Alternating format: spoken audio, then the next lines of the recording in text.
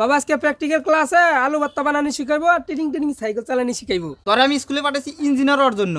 তুই বড় হইয়া বিল্ডিং বানাবি, কম্পিউটার বানাবি, তা না শিখে তুই ভর্তা বানানি শিখোস না আলু ভর্তা বানানি শিখোস। খালি কি আলু ভর্তা বানানি শিখায়, আরো কত কিছু বানানি শিখায়। আর কি শিখায়? আরো শিখায় কিভাবে ছেলে থেকে মেয়ে হওয়া যায়, কিভাবে মেয়ে থেকে ছেলে হওয়া যায়। কি শিক্ষা ব্যবস্থার এত অবনতি হয়েছে? ও এর লাগে তুই স্কুলের মেয়েরা বেশি দর্শনের শিকার হয়। এইটা আপনি কি করছেন? আপনার ছেলেকে কি মাদ্রাসায় পড়ায়া মানুষের মতো মানুষ বানাইতে পারবেন? এর জন্যই তো তুমি অমানুষ। ওই মিয়া, আমার গায়ে কি লেখা আছে আমি অমানুষ?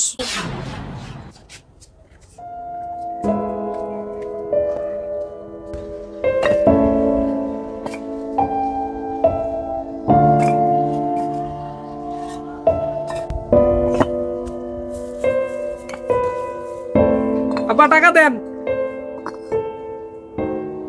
টাকা দিয়ে কি করবো আব্বা? কই যাইতেছো? আব্বা স্কুলে যাইতাছি। কি কও আব্বা, স্কুলে যাইতেছো?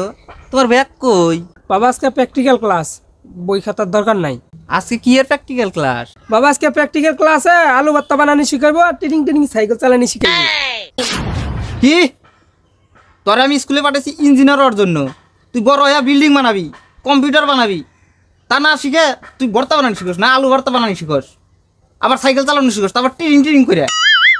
খালি কি আলু ভর্তা বানানি শিখায়, আরো কত কিছু বানানি শিখায়। আর কি শিখায়? আরো শিখায় কিভাবে ছেলে থেকে মেয়ে হওয়া যায়, কিভাবে মেয়ে থেকে ছেলে হওয়া যায়। কি শিক্ষা ব্যবস্থার এত অবনতি হয়েছে?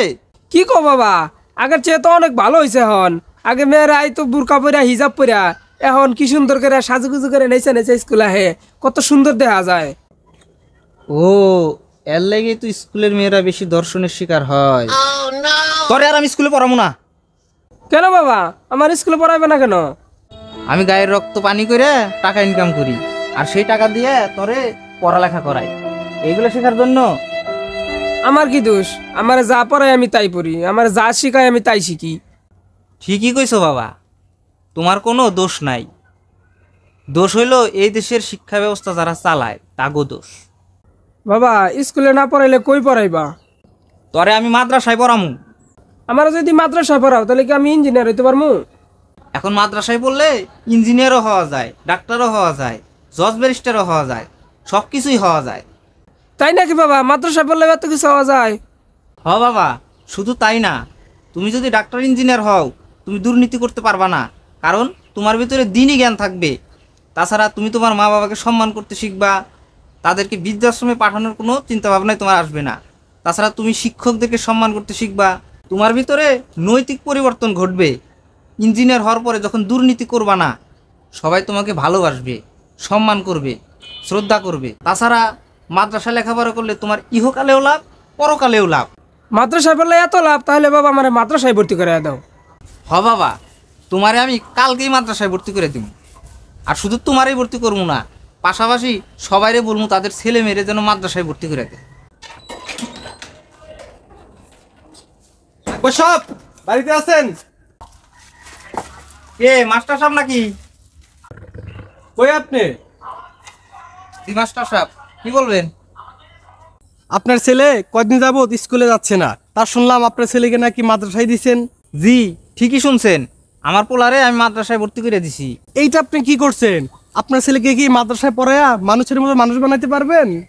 মাস্টার সাহেব, তুমি তো স্কুল কলেজে পড়ছো, তো স্কুল কলেজে পড়ে কি মানুষের মতো মানুষ হইতে পারছো? আমি কি অমানুষ হয়েছি? আমি হাই স্কুলের প্রধান শিক্ষক। হ, প্রধান শিক্ষক কইছো দেখেই তো প্রধান খারাপ কাজগুলো তুমি করো। আকবর সাহেব, খারাপ কাজ না করলে কি বড়লোক হওয়া যায়? এর জন্যই তো তুমি অমানুষ। ওই মিয়া, আমার গায়ে কি লেখা আছে আমি অমানুষ? অমানুষ গায়ে লেখা থাকে না, ব্যবহারেই প্রকাশ পায়। তাছাড়া কি তুমি সূরা ফাতিহা শুদ্ধভাবে বলতে পারবা? এর রে আসল জায়গায় ঢিল মারছে।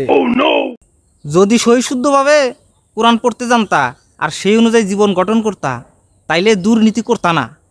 আর স্কুলে কোরআন শেখায় না, কোরআন শিখতে গেলে মাদ্রাসা লাগে, তাই আমার ছেলেকে মাদ্রাসায় ভর্তি করছি।